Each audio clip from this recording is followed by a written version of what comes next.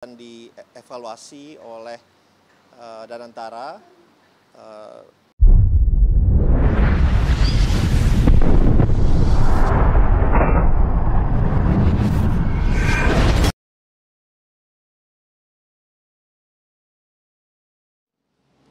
Assalamualaikum warahmatullahi wabarakatuh.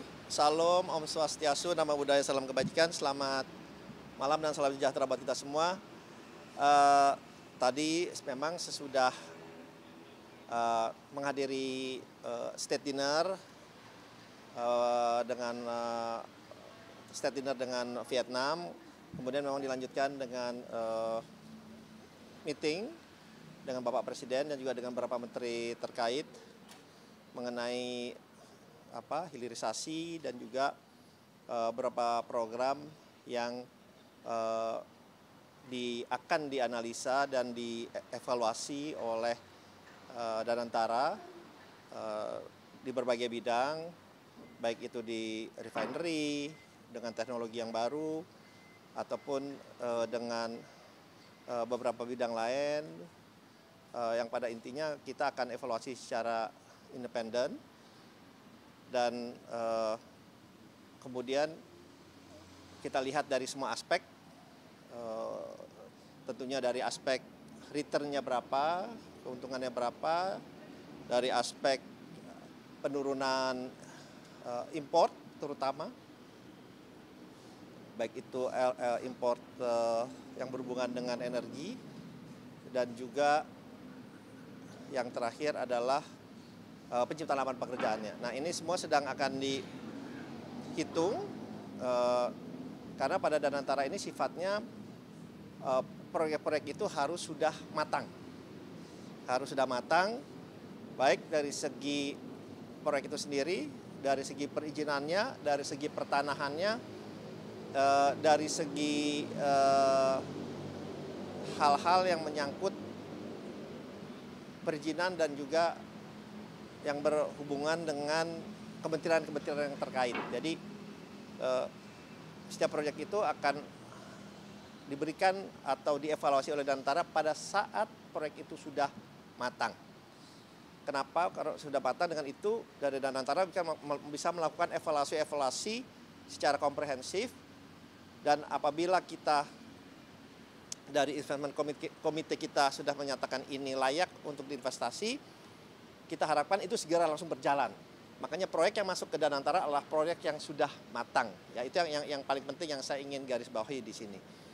Apabila proyek itu belum matang, kita tidak bisa mengevaluasi sehingga itu tidak menjadi ya itu harus dimatangkan terlebih dahulu oleh semua kementerian terkait. Itu yang pertama. Dan yang kedua, di dalam meeting itu bahwa kita ini Danantara juga sangat terbuka untuk mengundang investor asing dan juga para dunia usaha yang dari Indonesia untuk berinvestasi bersama-sama dengan Danantara di proyek-proyek yang memang tadi saya sampaikan yang sudah matang. Karena kalau proyek itu sudah matang, kita juga bisa menghitung dari segi resikonya.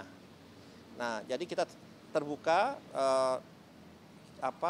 bersama-sama dengan dunia usaha nasional, dan juga kita sangat terbuka untuk mengundang mereka, terutama yang dari luar, untuk berinvestasi di program-program yang sudah matang ini. Jadi itu pembicaraan dari kami tadi bersama-sama dengan Bapak Presiden, dan tentunya ini juga sesuai dengan industrialisasi yang ingin kita capai, sehingga proyek-proyek ini menjadi proyek yang sustainable, yang berkelanjutan, berkesinambungan, dan yang juga bersaat bersamaan juga emisinya itu menjadi lebih baik, karena kita juga sudah mempunyai target untuk net zero emisi itu pada tahun 2060. Mungkin itu yang bisa saya sampaikan, ya. Sekali lagi terima kasih. Wassalamualaikum warahmatullahi wabarakatuh. Pak, ini Pak, soal bersama dengan Vietnam, Pak. Kalau KPK kan ada nggak soal invest ya, Pak. Itu rinciannya seperti apa sih, Pak?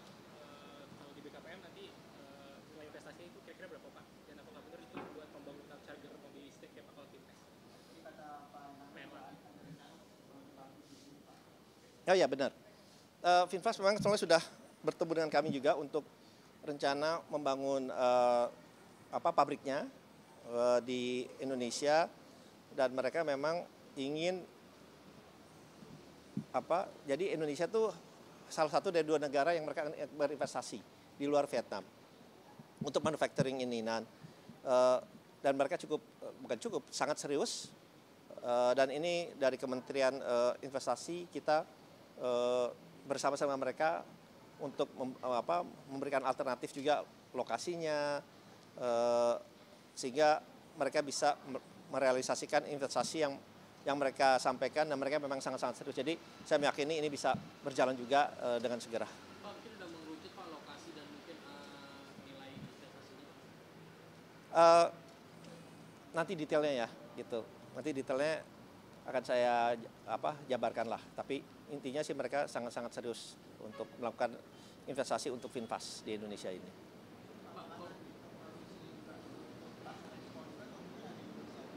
Kebanyakan pasar untuk ekspor gitu ya. Kebanyakan untuk ekspor. Pak, kalau untuk Danantara sendiri, tadi kan Pak Bali sudah sempat menyinggung ada proyek DMG, proyek refinery, terus proyek storage. Sejauh ini dari beberapa proyek yang disebutkan itu, apakah sudah ada yang sekiranya nyangkut Pak ke Danantara? Kembali lagi yang seperti yang saya sampaikan, proyek itu sifatnya harus sudah matang ke kami, dan itu ya mematang dalam arti kata segala halnya gitu ya. Bukan hanya kita ada potensi proyek ini, tapi ya kembali lagi soal teknologinya, kesiapan tenaga kerja, kemudian juga kesiapan tanahnya, lahannya. Jadi memang kami untuk kembali lagi kami memitigasi risiko dari investasi yang akan kami lakukan gitu ya. Oke, thank you ya, makasih.